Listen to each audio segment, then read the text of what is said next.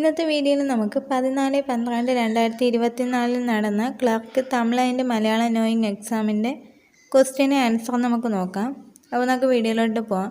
ഇതിൽ 40 വരെയുള്ള ക്വസ്റ്റ്യൻസ് വന്നിട്ട് തമിഴാണ്. അപ്പോൾ ആ ഒരു തമിഴ് ക്വസ്റ്റ്യൻ്റെ ആൻസർ ഞാൻ ഈ ഒരു വീഡിയോയുടെ ലാസ്റ്റ് ആൻസർക്ക് കൊടുത്തിരിക്കാം. 41 മുതലാണ് നമ്മൾ ഈ ഒരു വീഡിയോയിൽ നോക്കാൻ പോകുന്നത്. അപ്പോൾ 41ാമത്തെ ചോദ്യം, ഹൃദയസ്പന്ദനം, ശ്വാസോച്ഛ്വാസം എന്നീ അനൈച്ഛിക പ്രവർത്തനങ്ങളെ നിയന്ത്രിക്കുന്ന മസ്തിഷ്കത്തിൻ്റെ ഭാഗം ഏത്? Answer medulla oblongata. അടുത്ത ചോദ്യം, ചുവടെ കൊടുത്തിരിക്കുന്നവയിൽ വൈറസ് രോഗമല്ലാത്തത് ഏത്?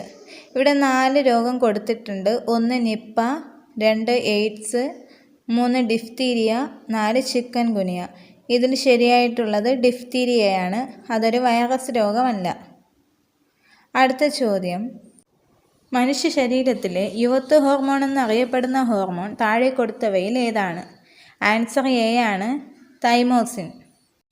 അടുത്ത ചോദ്യം, പോളിയോ എന്ന രോഗം വരാതിരിക്കാൻ നൽകുന്ന വാക്സിൻ ഇവയിൽ ഏതാണ്? ഇവിടെ 4 ഓപ്ഷൻ കൊടുത്തിട്ടുണ്ട്. 1 BCG, 2 OPV, 3 MMR, 4 DD. Option B ആണ് ആൻസർ, OPV. അടുത്ത ചോദ്യം, 10 കിലോഗ്രാം മാസുള്ള വസ്തുവിൻ്റെ ഭൂകേന്ദ്രത്തിലെ ഭാരം എത്ര? ആൻസർ 0 ആണ്. അടുത്ത ചോദ്യം, ഒപ്റ്റിക്കൽ ഫൈബർ കേബിളുകളിൽ പ്രയോജനപ്പെടുത്തുന്ന പ്രകാശ പ്രതിഭാസം ഏത്? ഓപ്ഷൻ എ ആണ് ആൻസർ, പൂർണ്ണാന്തര പ്രതിപതനം. അടുത്ത ചോദ്യം, ഏത് നിയമത്തിൻ്റെ അടിസ്ഥാനത്തിലാണ് ഹൈഡ്രോളിക് ജാക്ക് പ്രവർത്തിക്കുന്നത്? ഓപ്ഷൻ ഡി ആണ് ആൻസർ, പാസ്കൽ നിയമം. അടുത്ത ചോദ്യം, സ്വർണം ലയിക്കുന്ന അക്വേറീജിയ ഏതൊക്കെ ചേരുന്നത് ആണ്? ഓപ്ഷൻ എ ആണ് answer, nitric acid, hydrochloric acid. അടുത്ത ചോദ്യം, ഏറ്റവും ഇലക്ട്രോനെഗറ്റീവായ മൂലകം ഏത്? ഓപ്ഷൻ ബി ആണ് ആൻസർ, ഫ്ലൂറിൻ. അടുത്ത ചോദ്യം, താഴെ പറയുന്നവയിൽ ഇരുമ്പിൻ്റെ അയിര് അല്ലാത്തത് ഏത്? ആൻസർ, ബോഗ്ലൈറ്റ് ആണ്. അടുത്ത ചോദ്യം, തിരുവിതാംകൂർ മുസ്ലിം മഹാസഭയുടെ സ്ഥാപകൻ ആര്? ആൻസർ, വൈക്കം അബ്ദുൾ ഖാദർ മൗലവി. അടുത്ത ചോദ്യം, മലയാള ഭാഷയിൽ അച്ചടിച്ച ആദ്യ പുസ്തകം ഏത്? ഉത്തരം, സംക്ഷേപ വേദാർത്ഥം. അടുത്ത ചോദ്യം, താഴെ കൊടുത്തിരിക്കുന്ന സംഭവങ്ങളുടെ ശരിയായ കാലഗണന കണ്ടെത്തി എഴുതുക. ഇവിടെ 4 സംഭവങ്ങൾ കൊടുത്തിട്ടുണ്ട്. 1 കുറിച്യ കലാപം, 2 വേലുത്തമ്പിയുടെ കലാപം, 3 മലബാർ കലാപം, 4 ചാന്നാർ ലഹള.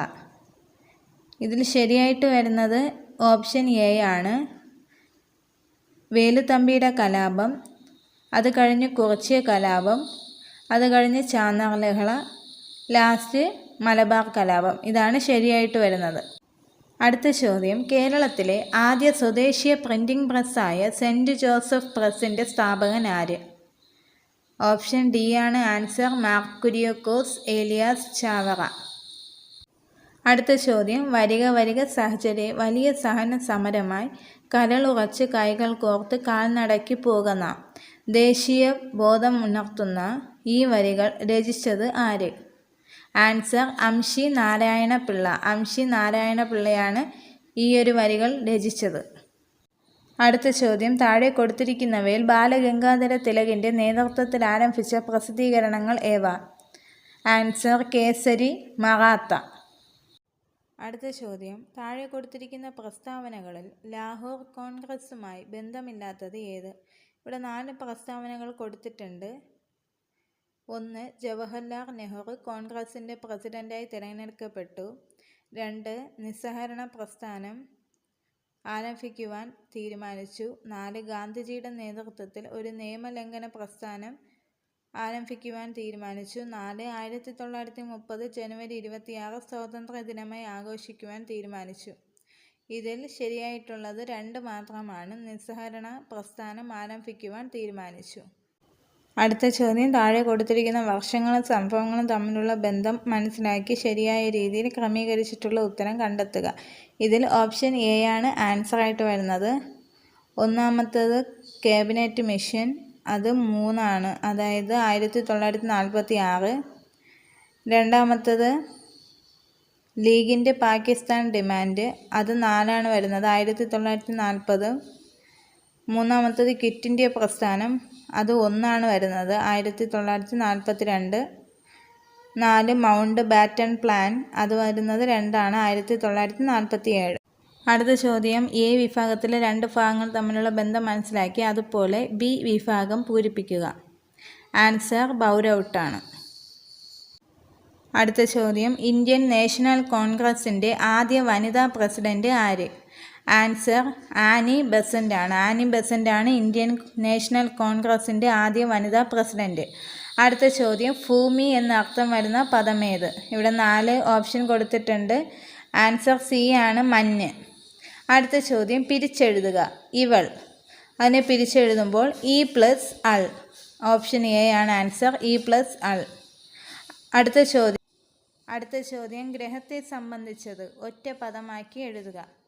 ആൻസർ ഡി ആണ്, ഗാർഹികം. അടുത്ത ചോദ്യം, അലിംഗ ബഹുവചനത്തിന് ഉദാഹരണം എഴുതുക. ഇവിടെ 4 ഓപ്ഷൻ കൊടുത്തിട്ടുണ്ട്. 1 പെൺകുട്ടികൾ, 2 നിങ്ങൾ, 3 ജോലിക്കാർ, 4 ഗായകന്മാർ. ആൻസർ സി ആണ്, ജോലിക്കാർ. അടുത്തത്, ശതകം ചൊല്ലിക്കുക എന്ന ശൈലിയുടെ അർത്ഥം.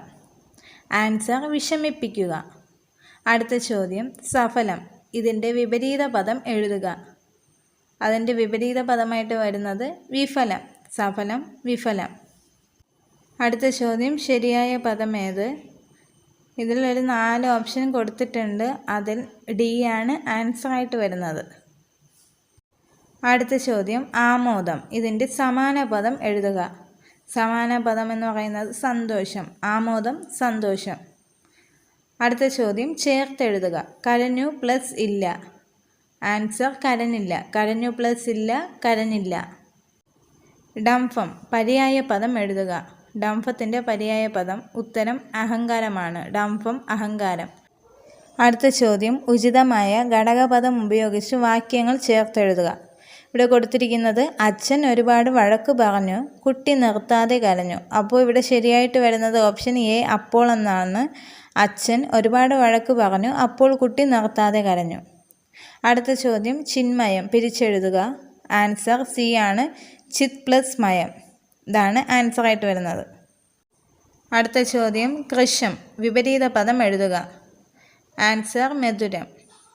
അടുത്ത ചോദ്യം, സാക്ഷി, ഇതിൻ്റെ സ്ത്രീലിംഗം എഴുതുക. ഉത്തരം സാക്ഷിണി. അടുത്ത ചോദ്യം, ദുഃഖം, ഇതിൻ്റെ സമാന പദം എഴുതുക. ഉത്തരം ഇണ്ടലാണ്. അടുത്ത ചോദ്യം, പിന്നിൽ നിന്ന് കുത്തുക എന്നതിൻ്റെ പരിഭാഷ. ആൻസർ ബി ആണ്, ബാക്ക് സ്റ്റബിംഗ്. അടുത്ത ചോദ്യം, ശരിയായ വാക്യം എഴുതുക. ഇതിൽ 4 വാക്യങ്ങൾ കൊടുത്തിട്ടുണ്ട്. ഇതിൽ ശരിയായി വരുന്നത്, വിടർന്നു നിന്ന പൂക്കൾ വെയിലേറ്റ് കരിഞ്ഞു എന്നതാണ് ശരിയായിട്ടുള്ള ആൻസർ. അടുത്ത ചോദ്യം, എന്നും പകിട 12 എന്ന പഴഞ്ചൊല്ലിൻ്റെ അർത്ഥം. ഉത്തരം എന്നും വിജയം എന്നതാണ് ഉത്തരം. ഇവിടെ 1 മുതൽ 40 വരെയുള്ള തമിഴിൻ്റെയും പിന്നെ 80 മുതൽ 100 വരെയുള്ള ഇംഗ്ലീഷ് ക്വസ്റ്റ്യൻ്റെയും ആൻസർ കീയാണ് ഈ കൊടുത്തിട്ടുള്ളത്. ഇതിൽ പേപ്പർ കോഡ് കൊടുത്തിട്ടുണ്ട് ABCD എന്ന് പറഞ്ഞിട്ട്. അപ്പോൾ നിങ്ങളുടെ ക്വസ്റ്റ്യൻ ഏതാണെന്ന് നോക്കിയിട്ട്, ക്വസ്റ്റ്യൻ പേപ്പർ കോഡ് ഏതാണെന്ന് നോക്കിയിട്ട് അതിലെ ക്വസ്റ്റ്യന് ആൻസർ നിങ്ങളൊന്ന് റെഫർ ചെയ്യുക. Thank you.